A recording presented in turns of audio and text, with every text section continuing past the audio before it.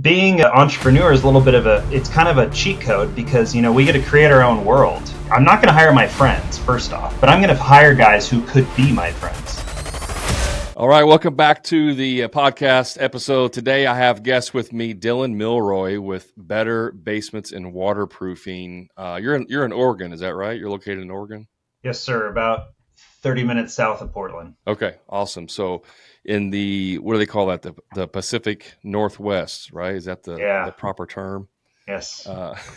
Anyways, Dylan, thanks for being on the show. Thanks for having me. Glad to be here. Yeah. So one of the things we're going to be talking about today with your company specifically is how you've built this culture, how you go about building teams and attracting the right people. But before we get into all of that, I don't know if you know this or not, but we have something in common that's kind of a small brotherhood, if you will. You were in the Marines. Yes, I was. Cool. I should have done better homework on you. Awesome. So first off, simplify. We got to get that out of the way. Not that this has anything to do with anything, but what was your primary MOS? 6300, so I worked on 53 Echoes. Oh, the helicopters. The big helicopters. The shitters. Yeah, man, those are my favorite helicopters, CH-53s. They're very cool. They're pretty amazing. Are, and I don't know why they don't use more of those than the 46s, but or even the. Oh, they do, for sure. For troop transport, primary. I'm talking about mainly. Oh yeah, the frogs are long gone. Are the aircraft of the Marine Corps now. Well, the Ospreys, right? They still use the Ospreys. Oh, the Ospreys. Yeah, don't get on one of those. You might not. Well, the joke was, like, if you get on a 46 and it's not leaking hydraulic fluid, you probably should get off. Like, that was a running joke. Yeah, that means that it's working. But the Ospreys are scary. It's 53s are awesome. Yeah, I think they are going more essentially primary. I mean, they've dumped billions of dollars into the Kilo program. I got a lot of friends who went down to Florida for those, and it's what's being used. Yeah, so I was actually 0311 bullet sponge. I mean, infantry, basic infantryman. So I've gotten to fly on the 53s and the 46s many times. But yeah, the 53s are just so freaking awesome. I mean, the power on those things is insane. They can lift themselves. Yeah, that's crazy. That's crazy. You can. They're so big, but those things are like, they fly like a Huey or a Black Hawk. I mean, just the way they fly. I remember flying in them one time, and we were flying back from training, and I'm looking across the way into the window, and I can see a river below me. Oh, yeah. And that's because it was just doing like a complete, bank, 90-degree bank. Oh yeah. When we'd be turfing, you could stand on the walls, and they'd be going through, like, you get a real like cowboy sort of pilot, and they'd be turfing through like the Grand Canyon, and there'd be people like on their boats and stuff, like freaking out because you'd be it's fun. Yeah, I loved them. I only got to fly on them twice, 2 times, and I love the 53s, man. Those things are awesome. But anyways, that's not what we're here to talk about. I just want to throw a shout out, being in the Marines, small number of us out there. So for sure, it makes sense why you've been able to build a lot of, build a good team in your business, having that kind of leadership opportunity and experience in the military. So let's dive into that a little bit. But before we get too much, just give us kind of an overview of your business, like, what you do, kind of how you have it structured as far as team and stuff like that. Yeah, so we do basement waterproofing on existing structures. So retrofits, no new construction waterproofing. We do basements and crawl spaces. So it's a big thing here because the water table's so high and the soil's so saturated. I've essentially moved into a CMO role. I would say I'm probably above average home services marketer expert. Is kind of where I've worked my way into, and I also just kind of manage the culture and the direction of the business. I have a productions director who runs the crews, and then I have a purchaser who does all our purchasing. Depending on your industry, our niche, we don't have, relatively speaking, very many materials. We kind of use the 2-3 dozen materials. That was probably the best hire I ever did, because if you got someone who masters bulk buying and those relationships, you'll change your bottom line overnight. I have a marketing coordinator. We kind of run our small medium business like a big business, and it's pretty nice. Okay. And how many like production teams are you running then?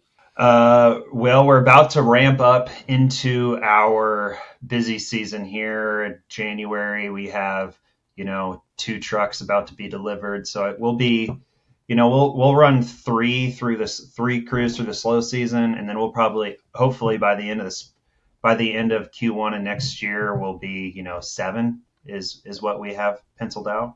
Okay. So, and then each of those crews has anywhere from 2 to 5 guys, but mainly three. Three is kind of the sweet spot for Okay. production. Yeah. Okay.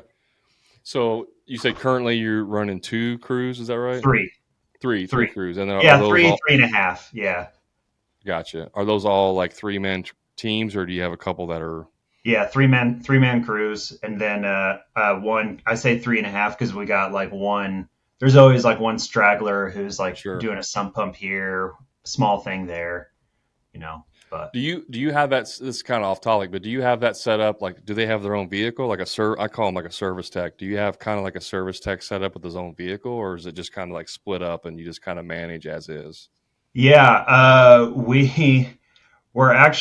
literally this last week, I just launched our service program because we've been so focused on mastering the installation.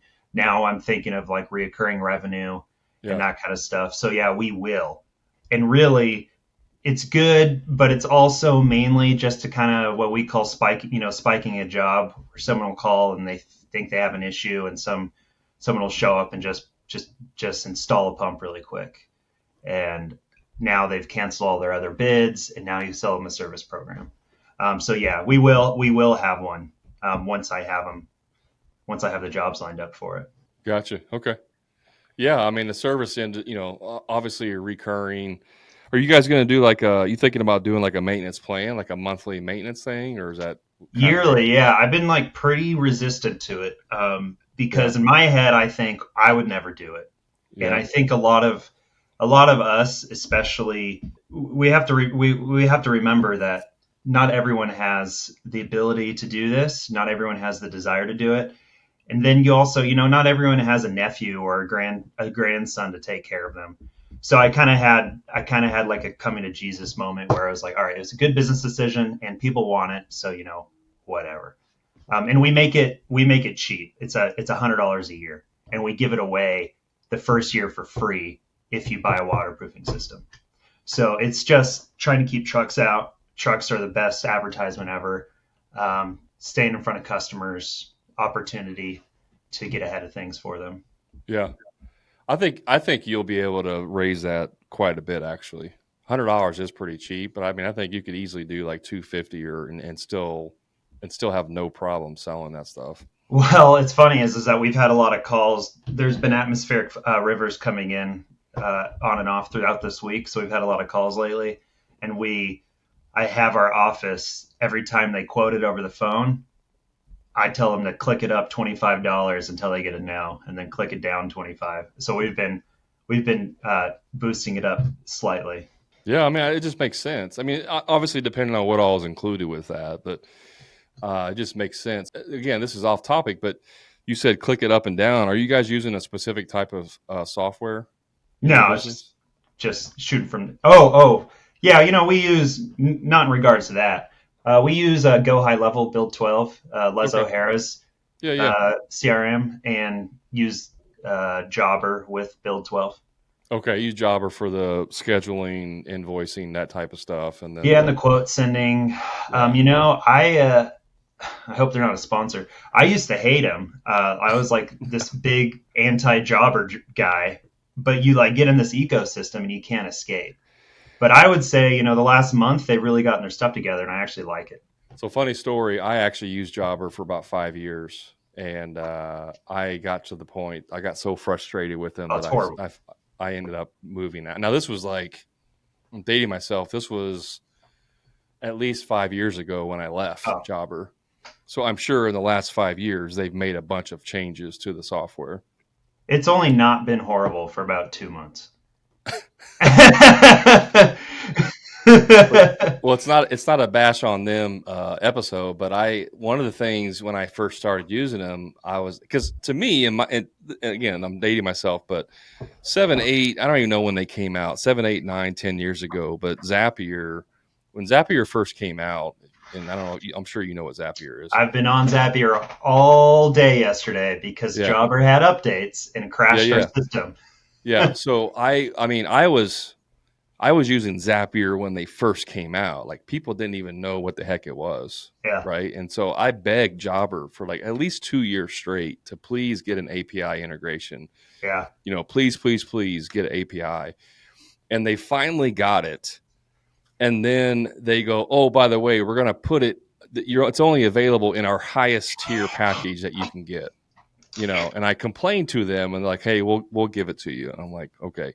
And then I go in there to start setting it up and they had like 3 triggers. It doesn't work. They had like 3 triggers available. I'm like, what's the point of having the integration with 3 triggers? Like it's it makes no horrible. Yeah, sense. yeah. And there's I think there's 5 now, and they don't. We had so many problems with it that we have. I have like a Zapier expert from Les's team helping us yesterday, and he's going through it, and he goes, "Where are the rest of the triggers?" I was like, "This is all of them." He's like, Yeah, "What?" Yeah. Whatever. They've gotten a lot better, I guess. I don't know. Yeah. They all. What I've realized is they all suck.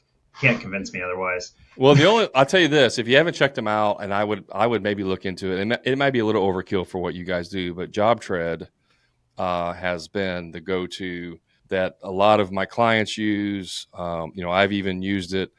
It's pretty phenomenal. And the owner of that is he came from a software that he developed, sold out to venture capitalists, and then they basically fired him essentially. And so, Eric's like, I'm never going to sell out. Like, I don't do this because I need the money. I do it because I want to actually help people. And so the culture there, the support, everyone there is phenomenal. And they're actually going to become a sponsor of the podcast. But even without that, I would still highly recommend it. But JobTread, if anyone's listening, looking for a PM software, that's who I would recommend. Yeah, I'll look into it. I'm it's hard to leave them, you have all these contacts. Oh yeah. It's tough. You have to retrain your whole business. It's tough. Dude, I had my first office manager when I hired her, I was using Jobber. And then like 3 or 4 months after I hired her and she had learned it, that's when I got fed up and I'm like, I'm looking for a new software. Like I can't stand this. So I switched, and I initially switched to, I think it was Service Fusion. And so then she had to like relearn the entire software. And I had that for about three or 4 months. And I was like, this actually sucks too. So then I found another one and I switched. It was actually Progil was the one I switched to. And I had them for several years. But Progil, she finally was like, you're not allowed. She told me this. She goes, you're not allowed to get any new software to switch. You're not allowed to do any of that ever again until we get this stuff figured out. And I was like, hear you loud and clear. I appreciate you telling me that. But, that's so transitioning that into building teams, for me, that was a breath of fresh air that I had an office manager that was like, would just tell me straight up, like, hey, stop doing this. You're basically making everything difficult for everyone. And, I'm like, hear you loud and clear, feedback received. So let's use that as a transition into building a team. Did you start just by yourself? Did you start with a team already? How did you kind of build the business? Yeah. I have a co-owner. He's a silent partner-ish, kind of. He isn't in the day-to-day. Essentially, he called me one day. I was at work. He called me one day and he's like, hey, you're in construction. You know the trades really well. Will you look at this bid? And he like tells me it over the phone. He's a big realtor, and it was actually for his personal house. And I was like, yeah, man, it sounds like you're getting ripped off. And he's like, yeah, I get like 3 of these bids a day. And I said, well, sucks to suck. And he was like, and he goes, well, why don't we start a drainage company, like a waterproofing company? He's like, there's no competition. He's like, they'll be out 6 months. Even if I did sign this, I won't be able to get it done for 6 months. And, 2 weeks later, we had our licenses and we had started. I sold him equity, for some startup money. We benefited from the fact that we started with the goal of making it big. Like we didn't want to like it wasn't just like I wasn't just going from like being an electrician and like, oh, I want to work for myself. It was I want to make a lot of money. I want to provide good employment. I can work with my hands. So let's just do this. So we had our first employee, I think, 3 weeks after we started, a month, and we probably had 4 employees, 2 months after. And the first hires, per usual, is labor, and then it got to the point where I was, running the business and also running the job sites, uh, and delivering material, doing all of this. And I brought in a business coach, and he told me, I'm sure you've told people this, hey, this is silly, you need to get an assistant. And they're like, assistant? Like, I don't need no help. Yeah.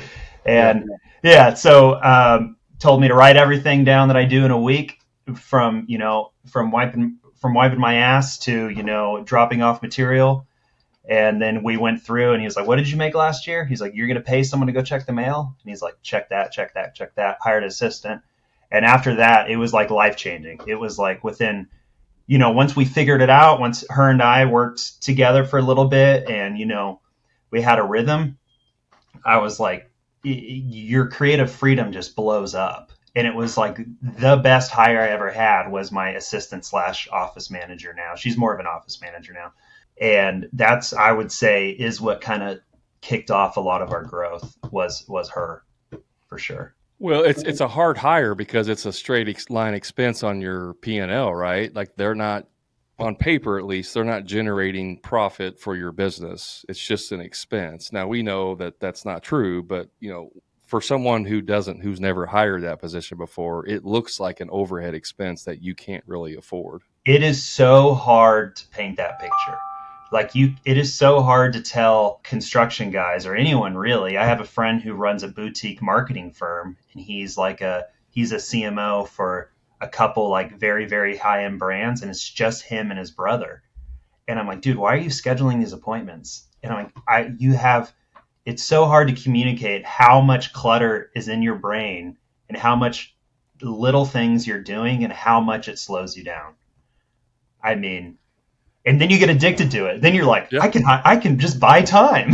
Yeah. Yeah. I mean, I always, it took me several years before I hired an office manager. And once I did, I was like, the first thing is like, I don't know how I ran my business without one. Like, I For have sure. no idea how I actually did it. And, I always said, like, if things got really, really bad and I had to lay everyone off, like I would fire all my field staff, go Yeah. back on the tools before I would fire Oh, my for sure. office manager. She would be the Hands down. last, or he would be the last person that I would ever fire.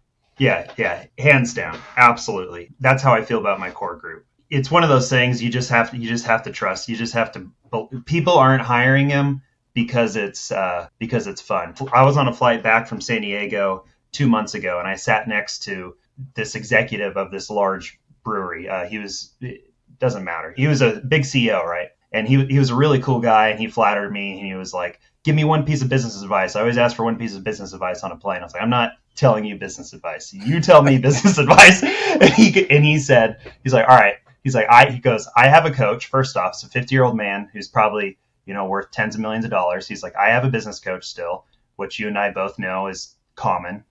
And then he goes, "My business coach tells me every 6 months I write down every single thing I do." And then he says he cuts that list in half and he hires a position for it. So he does that every 6 months. And he said it's been the key to his fast success. I mean, his company is publicly traded. So, and that's what he shared. Oh, it makes sense. Yeah. Yeah. Have you read the book Buy Back Your Time, Dan Martell? Yeah, I've read pieces of it. Yeah. Yeah, Super that's the smart. same.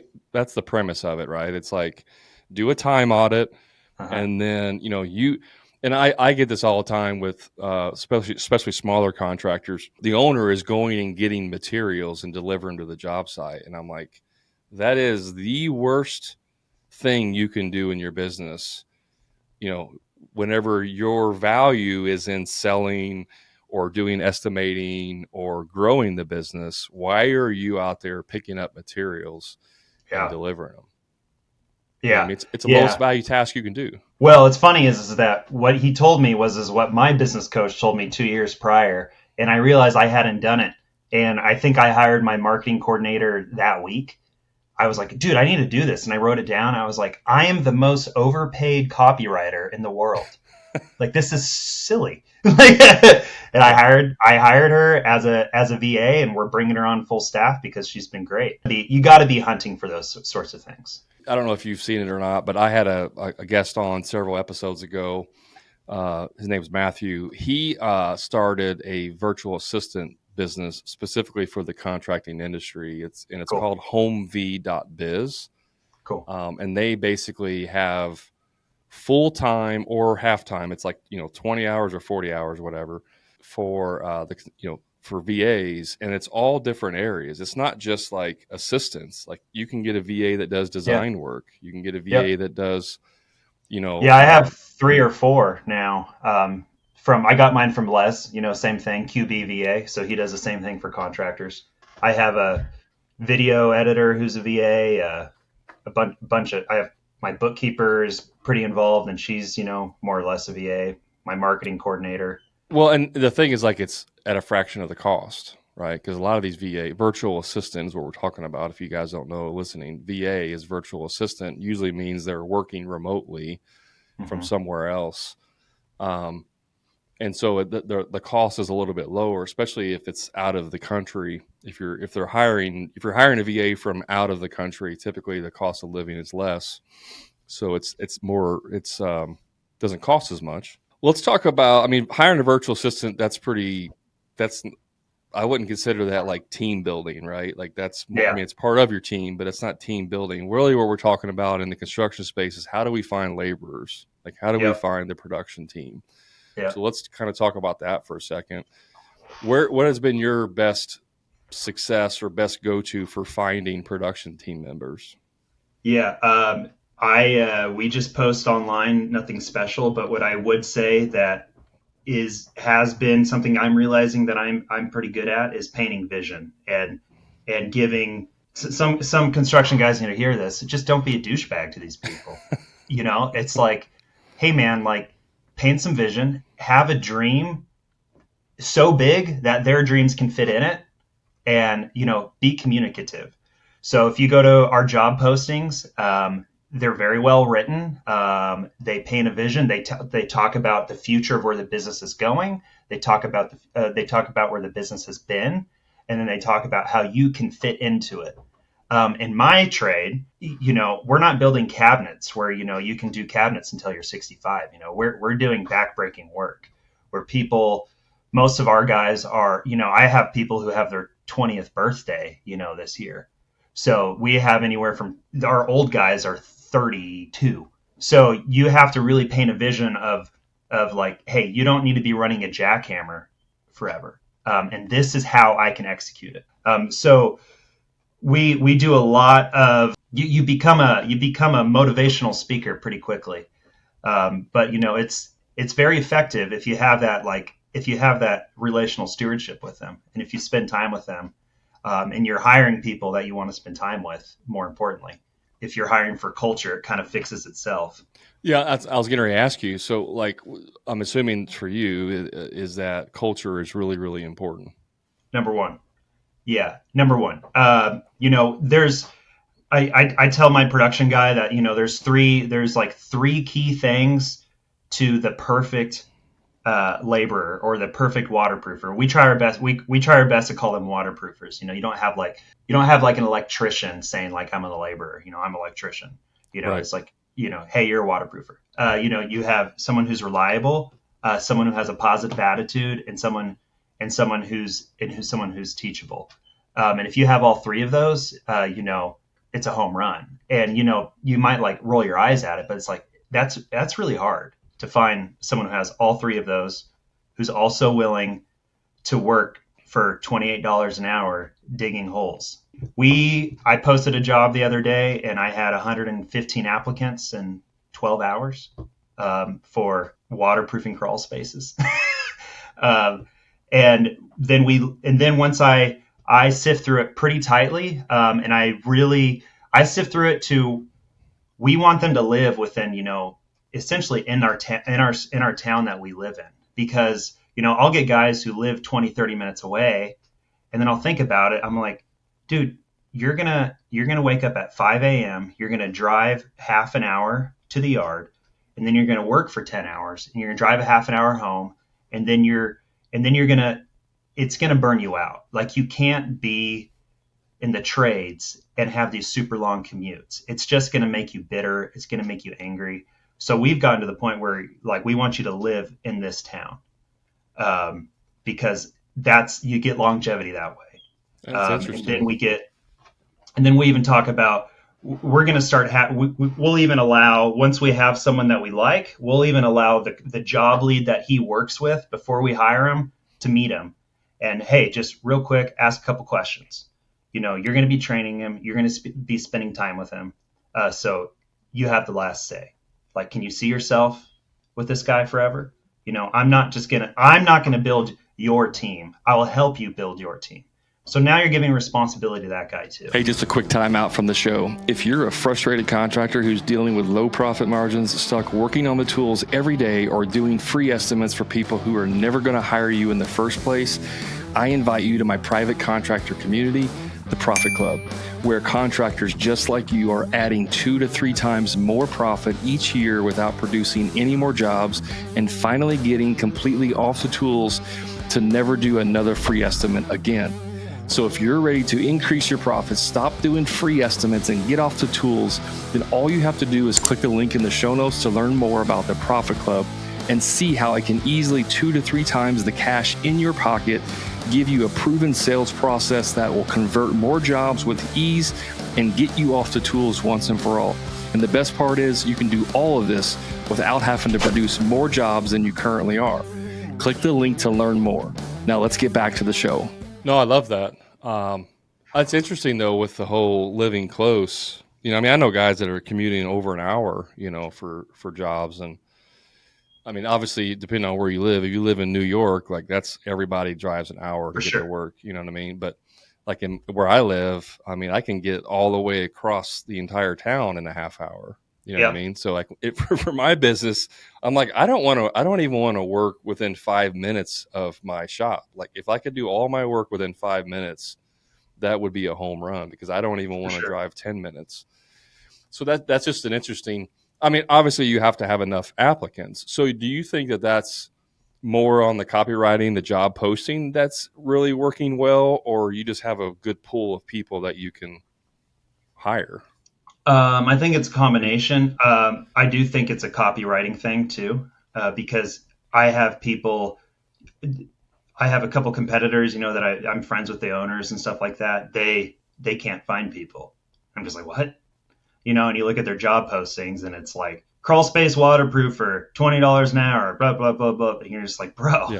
Yeah. Must have reliable transportation, must have own tools, must show up for work every day. Yeah, for sure. And it's just like, dude, do you even want to work here? And then you realize they don't. Being an entrepreneur is a little bit it's kind of a cheat code, because, we get to create our own world. I spend more time with these people than I do with my wife, and I'm going to be with her. So it's like, I'm going to pick guys. I'm not going to hire my friends, first off, but I'm going to hire guys who could be my friends. Yeah. That is very, very, very important to me. Oh yeah. I've hired family and stuff, more of like a part-time or kind of a help me out thing. And they never fail. They never fail to disappoint. Yeah. And then, and then goes really far. Like, we'll, in these mastermind circuit talks, they'll be like, how do you get guys to, take company cam pics and follow these directions? I'm like, who are you hiring? I don't have problems with this, like, silly stuff. Yeah. So when you said paint a picture or create a vision for them, when you're interviewing, or even really more like maybe it's part of the onboarding process, but are you talking to these people and saying, telling them like, this is what we're trying to do, this is how you fit into here, here's like, here's an org chart, or here's the possibilities for you. Yeah, you're starting out as a waterproofer, but in 6 months or 2 years you could have your own truck. I mean, are you going through that process with 100%. them? And we go even further to tell people that, and granted, just like only hiring people who live nearby, we have the ability to do this. I don't hire people who are trying to get their college degree. I don't hire like, hey, you're going to be in the trades. Do you want to be in construction? Like this isn't like a dead end job to these guys. This is what we love. I love being in the trades. I wish I was still in the trades. Now I'm an owner, and it's not as fun. It's like I'm jealous of this guy. Yeah, it's Right, more it's work. boring. But yeah, we and then we make it clear that, hey, if you say yes, but you feel like you're not going to be here, I usually tell people, hey, the moment you feel like you're not going to be here long term, just let me know. It's not that big a deal. But I have plenty of guys who are here for the long ride, especially guys from the beginning who I'm going to take care of first. And like they're here forever. And if you have people who see it as temporary, that does muddy the vision. And now you're investing in someone who doesn't want to be invested in. I always like when I would post jobs on Indeed or wherever, you get the application and it's like, what's your experience? And it's like, I Mhm. work at McDonald's, and that's it. And it's like, yeah, I don't think a lead carpenter position is really going to Yeah, work out. You know what I mean? And so I just see that as people are just yeah, looking for something else. yeah, They're not actually, dedicated or want to work in the trades. And it doesn't mean like, and I think you would agree with this. Like, it doesn't mean you have to, since you were born, you wanted to work in the trades. It's just at some point you discovered yourself that you like to work outside. You would rather do manual labor type stuff. In that maybe basement waterproofing wasn't your number one yeah, pick in the trades, but you definitely want to be in the trades. And then here's an opportunity for them where they can further yeah, their career and have a place they yeah. can call home. Would you say that's Oh, for accurate? sure. And most of these guys, even at the construction companies that I worked at, that we're doing, 50, $100 million, they're not they're not asking the laborers these questions. So like you ask some of these guys these questions, and they've never been asked about what they want and like where they see themselves, right? They just look like a burrow to them, just like someone to lift concrete all day. You're like, hey man, yeah, you do look like that, but you also look like you have a family, and you realize that your back's not going to last through your 40s, so you're curious what's going on here. If that's how you're going to set the tone, it goes far, because I don't have guys milking the clock. I don't have well, if I do, I can talk to them because I have that steward. Hey, what's like, why are you stealing from me? Like, well, what did I do to make you not trust me? It goes really far, and it sets the tone of the business. The tone of the business in our business is growth. You can't grow if you have just like a crap culture and crap teams. I was talking about this yesterday on an interview with someone who does kind of more hiring and recruiting and stuff. And, you have to, oh, my brain just quit working right in the middle of my sentence.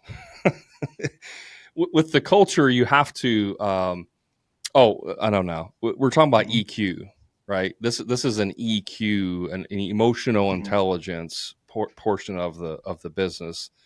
And unfortunately, with a lot of blue collar people, especially older ones like my age and older, it's all about the skill. It's all about how Mm-hmm. skilled you are, and none of it's about the EQ side of it, right? And really, in business, it's 90% EQ, 10% of the IQ or skill side of it. And that's where I think a lot of blue collar people just get Mm-hmm. hung up. It's like going back to the military references. They're just looking for Mm-hmm. warm bodies. You know what I mean? I got a detail. I need some warm bodies. Who's volunteering, kind of thing. And whether you know what you're doing or don't know what you're doing, or got some personal problems going on, or your truck's going to break down every time, every other day. Like, that doesn't matter. I just need some warm bodies. So from what you said, it sounds like EQ, the emotional intelligence, is really kind of the secret sauce from you in building teams. Yeah. Number one, man. Yeah, it's number one. Yeah, because like I don't care what your trade is, and it insults people all the time. You can learn how to be an expert, and if you have that, if you have the drive, you have basic motor skills. You can be taught how to be an expert in most all construction trades in a fairly quick amount of time. But you're not going to teach someone to be able to communicate well, or to be able to have morals. Yeah, and have morals, and like not have baby mama drama every day, and and those are things that we talk about too. And back to the military is like people say, hey, talk about how great my management is, and it's like, dude, I just ripped everything off from people who I admired. And I would just think about like all the great management, all the great sergeants, all the great sergeant majors, all the great supervisors I've had. And they all, anytime they picked up the phone, it wasn't always just production. It's you call them, and they'd be like, they would ask you, before you know it, you're on the phone with them for 45 minutes, and they're asking about your mother. It goes really, really far, and it makes the day less miserable for everyone. I think a lot of people hate hearing that because they're like, well, I can roof, but it's like, why do I need to ask about this? I just talked to one of my guys. His mom's he's one of my closest guys. I felt awful. I talked to him, and his mom's going through cancer treatment, and I had no idea. And he's telling me about it. He's getting all emotional. And then dude, I'm so sorry. I had no idea. And he was like, and he just broke down. It's like, dude, that guy's, he's not going anywhere. He's not going anywhere. Like, he's here forever. But you also, like, if you know that, then as an owner, like, you can make some concessions. Absolutely. Maybe he needs to come in late for a couple of weeks. Maybe he needs to take a few days off. Like we're talking about empathy here, compassion, right? Yeah. Like genuine compassion, not like, well, that's terrible to hear about your mom, but you still better be here at 8:00 tomorrow to get started. That's not, not the same thing that we're talking about. Yeah. What would be your advice for someone listening to this that's like, okay, I hear you guys. I need to do a better job with the EQ side of it. Where would you recommend someone kind of start in order to change this culture in their business? Oh, that's a great question. Some people are going to have to change themselves a little bit, and some people are probably going to have to fire some people they know they need to fire. If you don't have a vision for your business, you don't have like an outlook for your business, though, that's going to be step one. If you get on our website and you look at our vision and values of our business, they're all employee focused. I was on a podcast recently, and I think the guy, he was great, but he's in private equity and stuff like that. So he's asking about like exit plans and all this kind of, I'm like, I don't know, man. Like, dude, like at the end of the day, it is just a job, but it's what people are doing. It's what a lot of us are doing, myself included, forever. So I'm talking in circles a little bit. Well, I think the focus here is there's really two ways to approach business. There is, I want to make a lot of money, and I'm just going to use people in order to do that. And then there is, I want to build something that's really important and special.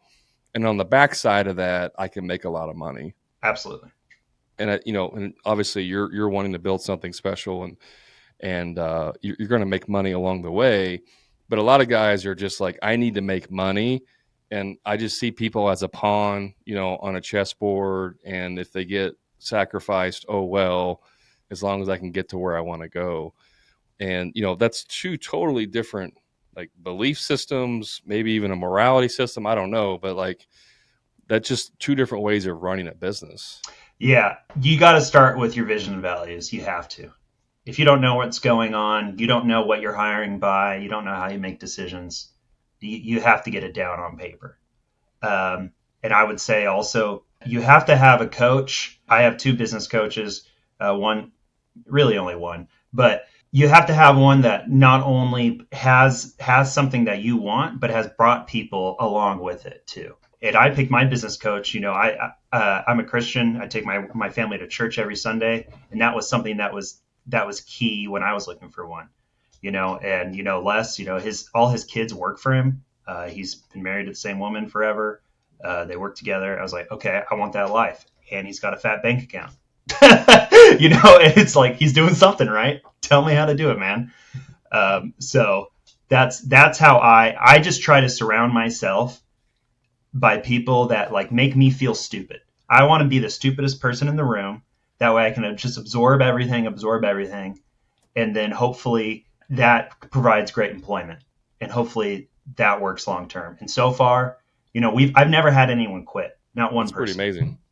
I have some of my first. I fired people. I have my second hire still working for me, and he was digging trenches, and he's still working for me, and he's, you know, for some reason they trust me, and for some reason they believe me when I tell them you're not going to be doing this forever, and hey, I believe in you enough to like eventually, hey, not yet, I can't do this yet, but eventually, give you some life changing salaries, that people would be like, this is crazy, you're making this at a construction company. So That's yeah, awesome, man. Yeah. I mean, kudos to you and what you've built there.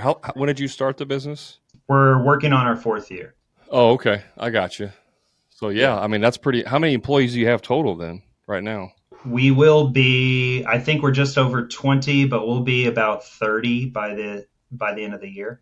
Gotcha. And what's as far as like leadership position versus production, like what's the percentage of that?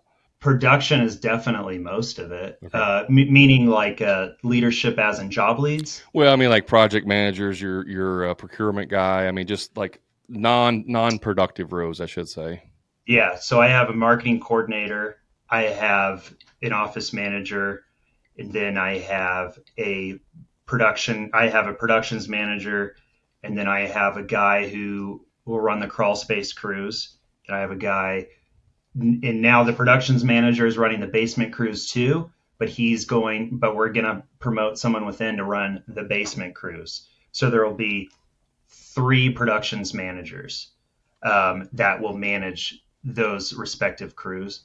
And then a warehouse manager, he probably needs an assistant, and then various VAs that I work closely with. Gotcha. So some of my VAs, like my bookkeeper, for instance, she loves but hates.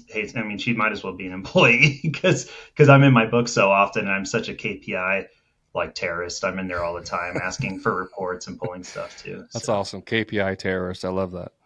yeah, I mean, we didn't talk same with about like. that. That's a whole nother podcast episode, but knowing your numbers and actually staying on top of them is absolutely critical to any Well, business. that's all I know about it. Know them, and then hire someone who's smart enough to tell you what's good and bad.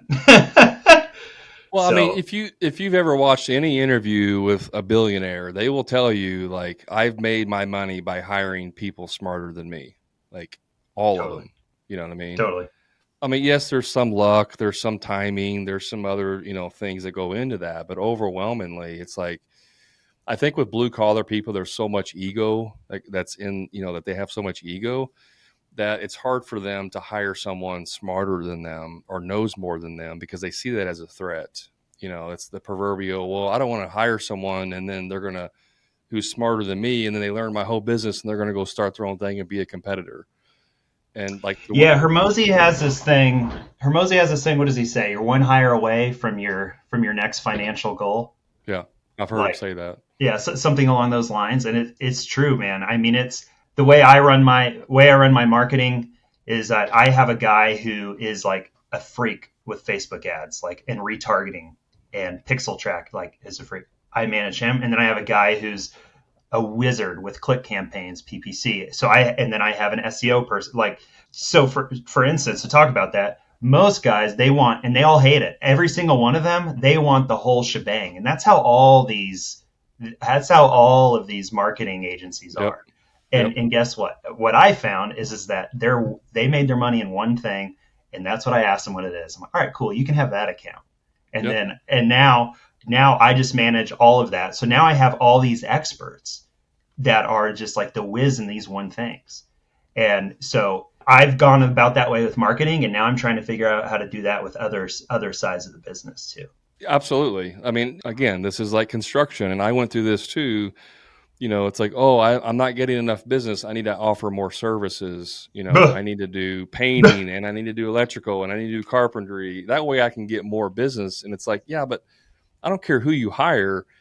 Most people are only good at, maybe two, possibly three things really good. Hmm. They can do the other stuff, but they're not efficient at it, and so you may be super efficient at carpentry. And this was my situation when I was on the tools, is like I was really good at carpentry and I was really good at tile, but my productivity rate on tile was atrocious. You know what I mean? Like any professional tile setter could run circles around me in terms of production time and efficiency. And it took me a long time to figure out, like, we shouldn't be doing all of these services. Yeah. We need to stick with what we're good at, our core services, and be efficient at it. And it's no different than marketing companies or any other company for that matter that you hire. They're going to be good at one or two things mainly. And then the other stuff, they just offer it because it's just part of the package. You know what I mean? It's just people expect all of the other stuff too. So I think it's really smart what you did by just going after and saying, you're good at SEO. Congratulations. That's all you're going to get. Well, and then bring it back to the trades is that if you're doing one thing, the reason why I think I'm really good at marketing, and the facts speak for it, is that I'm only buying like one keyword. I'm an expert in this one keyword. So I help my friends. I'm happy to help them out, but they'll do all this sort of stuff. I'll be like, hey, so like, what keyword are we buying? Are we doing roofing, or are we doing? Yeah. Let's do this. Okay, well, it's like, okay, well, yeah, decks too. You're like, dude, like if you focus on one thing, we make a website on one thing, I will dominate that market. But like you're all over the place, good luck.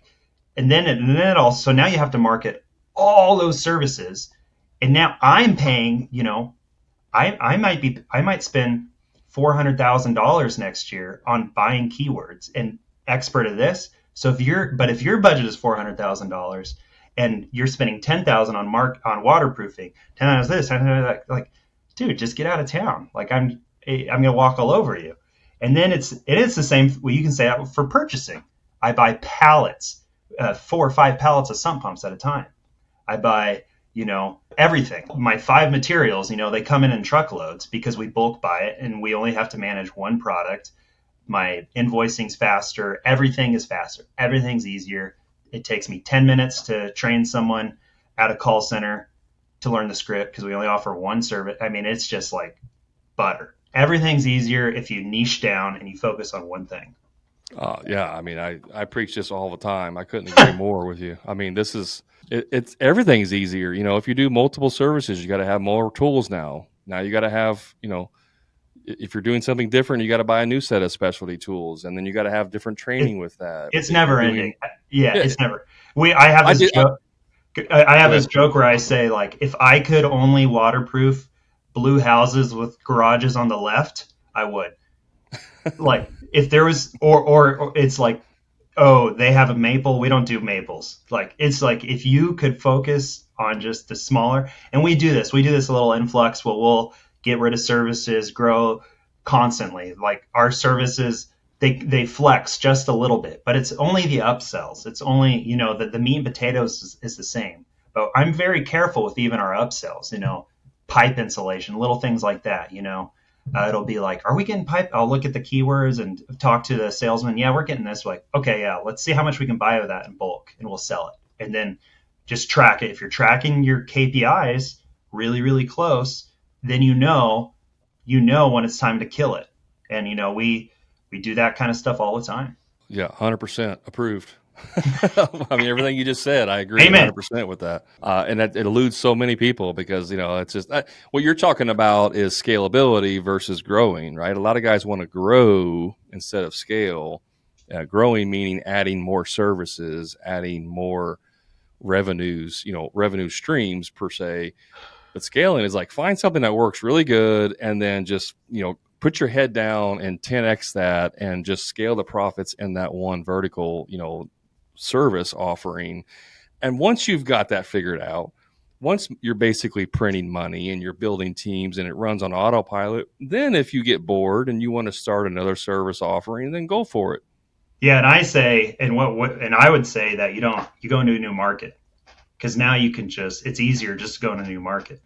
Because now I agree, 100%. Now you're showing up with 3, 4, 5 years of experience, and 2 of those years are perfected, and you're just like, wait, this town's only an hour and a half away. Yeah, I'm going to buy these keywords really quick. I mean, that's what we did with Eugene. I didn't do a single house in Eugene for 3 years, and this month we're doing like 6 or 7 basements in Eugene. Yeah. I literally overnight I started a new business in Eugene. It took me 2 days of work with my web dev and my marketing coordinator to get the keywords going, and now we are just selling jobs there. It's like there. How's that for revenue? I just unlocked maybe probably $700,000 of revenue, but it was very calculated. I realized that I had this market saturated.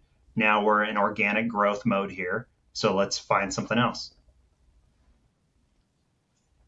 Yeah, absolutely. Well, good stuff, Dylan. I appreciate you being on here. I love talking business. I can go for hours, but we'll try to keep it down to bite size, under an hour for guys listening. I appreciate you being on the show and sharing your wisdom and knowledge. If somebody wants to look at your business and see what you're doing, what's the best way for them to reach out? Or my personal LinkedIn is what I manage. All my other presence is managed by someone else. So my personal LinkedIn is going to be the best. Okay. Our website, betterbwp.com.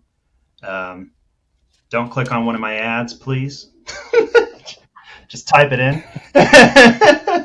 Actually, just stay off my website because I don't want to be paying for the retargeting. Yeah. I don't want to be paying for none of it. If you want to see his ads, go to the Facebook ad library. Do something like that. They're off right now. They're about to be relaunched. But yeah, LinkedIn is the best, or email. I was checking. I think we have that. You submitted that link for your LinkedIn, so we'll put your LinkedIn URL in the show notes. So if somebody's wanting to reach out to you or talk to you, they can do that there. That way we don't run up your ad spend and mess it. But Dylan, thanks again for being on the show and sharing your business and what you've done. I really appreciate it. My pleasure. Thanks for having me, man.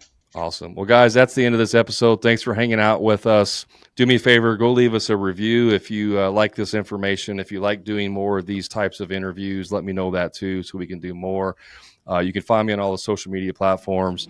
Just search for the Hammer and Grind Podcast. If you haven't done it yet, pick up my new book here, The Contractor Profit Blueprint. It's links in the show notes. And until next time, guys, remember, profit is not a dirty word.